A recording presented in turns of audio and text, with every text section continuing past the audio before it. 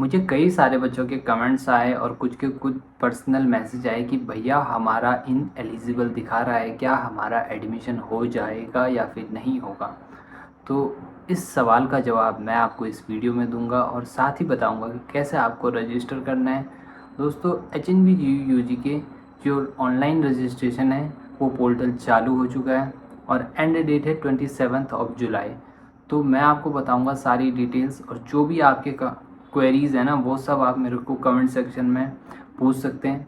मैंने एक बच्चे से उसका डिटेल्स ली थी ताकि मैं एक ट्यूटोरियल बना सकूं, पर उसने सबसे बड़ी मिस्टेक क्या कर दी कि उसने जो सब्जेक्ट्स हैं वही ठीक से नहीं डाले, तो उसका जो है एलिजिबिलिटी क्राइटेरिया में फ़िट नहीं बैठ रहा है, तो उसको कोई कोर्स नहीं मिल रहा है।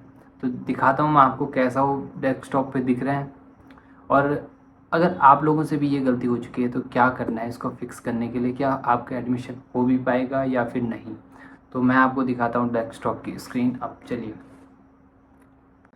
सो गाइस, मैंने पिछली वीडियोस में भी आप सभी को ये इन्फॉर्म किया था कि कुछ बच्चों ने इस वाली साइट पे जो है वो रजिस्ट्रेशन कर दिया, तो आप लोगों को फिर से बता दूं कि इस वाली साइट पे रजिस्ट्रेशन नहीं करना है।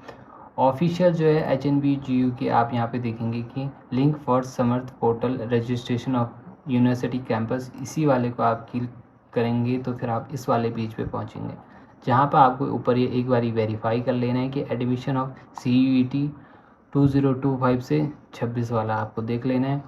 और फिर जाके आपको यहाँ पे, अगर आपने अभी तक रजिस्ट्रेशन नहीं किया तो न्यू रजिस्ट्रेशन पे करना है। मैंने कर लिया है तो मैं इसको लॉगिन पे करता हूँ और आपको दिखा देता हूँ, और ये कैप्चा फिल करता हूँ।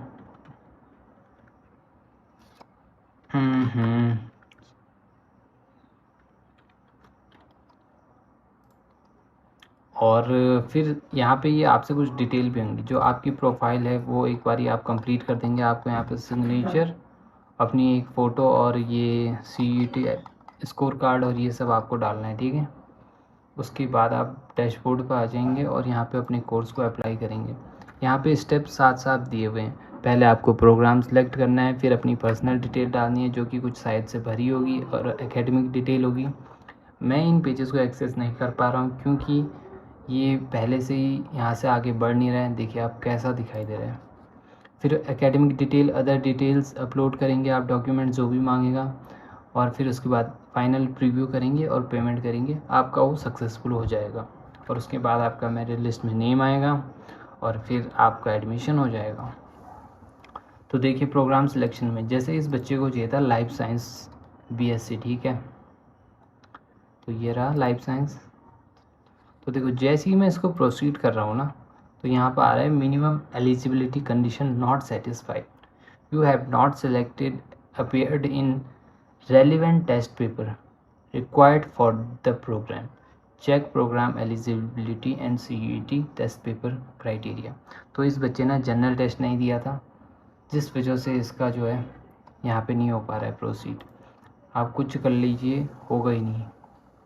तो ये मिस्टेक अगर आपने कर दी तो इसका सॉल्यूशन भी मैं बताने वाला हूँ, एक सॉल्यूशन है। सो अगर आप भी यही मिस्टेक कर चुके हैं तो अब इसका एक ही सॉल्यूशन है कि आप, HNB पता क्या करता है, HNB लास्ट में जो भी बची हुई सीट होती है उनको कभी भी वेस्ट नहीं जाने देता है, तो उसमें भी वो फिल कर देता है स्टूडेंट को, जिसमें वो सिर्फ आपकी इंटरमीडिएट की मेरिट के बेसिस पर आपको एडमिशन दे देता है। पर ये सिर्फ तभी पॉसिबल है जब सीट्स बचें, और वो भी तब जब सारी मेरिट लिस्ट आ जाएँ, स्पॉट काउंसलिंग हो जाए, तब जाके ये काम होता है। तो ज़्यादातर चांसेस मैं आपको स्पष्ट बता देता हूँ ताकि आप भ्रम में ना रहें। सिर्फ ये BA BSc के लिए काम कर सकता है, बाकी जो भी सब्जेक्ट जहाँ पे बहुत कम सीट हैं जैसे कि BTech वगैरह हो गया, हॉर्टिकल्चर, एग्रीकल्चर, तो इनमें सीट्स काफ़ी कम हैं। B.Ed हो गया, तो इनमें सीट्स कम हैं, तो फिर आपको ना कोई चांस ही नहीं है कि आपका यहाँ पे मेरिट बेस पे हो जाए। तो सिर्फ आपका CUET ही एक ज़रिया था इसमें एडमिशन पाने का, तो किसी के हाथ पैर जोड़ने की कोई ज़रूरत नहीं है, आपको दूसरा कॉलेज देखना पड़ेगा। पर थोड़ा बहुत जो चांसेस हैं वो BA BSc के ही बचते हैं, क्योंकि इसमें सीट्स बहुत ज़्यादा हैं, तो कभी कभार इसमें बच जाती हैं, तो वो मेरिट के बेसिस पे भी आपको एडमिशन दे देते हैं। अब ये कैसे पता चलेगा, आपको डायरेक्टली टच में रहना पड़ेगा किसी ऐसे के जो कि यूनिवर्सिटी के आसपास ही रहता है और इन्फॉर्म करता रहे आपको, और जब वहाँ पे मेरिट बेसिस पे हो रहा होगा तो आपको रीच आउट कर सकें। तो यही एक ऑप्शन बचा हुआ है। अगर आपने गलत कर दिया है अगर आपको कुछ भी समझ नहीं आ रहा है तो प्लीज़ एक बारी कंफर्म कर लीजिएगा, कमेंट में पूछिएगा मेरे से। और मैं आपको कमेंट सेक्शन में एक नंबर भी दे रहा हूँ जिस पे आप अपनी कोई सी भी क्वेरी जो है वहाँ पे पूछ सकते हैं, क्योंकि ये वाला नंबर जो है ये मेरे दोस्त का ही है। तो उसको आप बोलिएगा कि अजय ने आपको रेफ़र किया है, तो फिर वो आपको सारी क्वेरीज़ बता देंगे क्या कैसा है। ठीक है, आई होप गाइज़ आप सभी ने भर दिया होगा। जल्दबाजी मत करना, जो समझ में नहीं आ रहा पूछ लेना और सब्सक्राइब कर लेना। इसके बाद भी मैं आपको बहुत सारी इन्फॉर्मेशन देने वाला हूँ जो कि आपके लिए बहुत ज़्यादा वैल्यूबल है।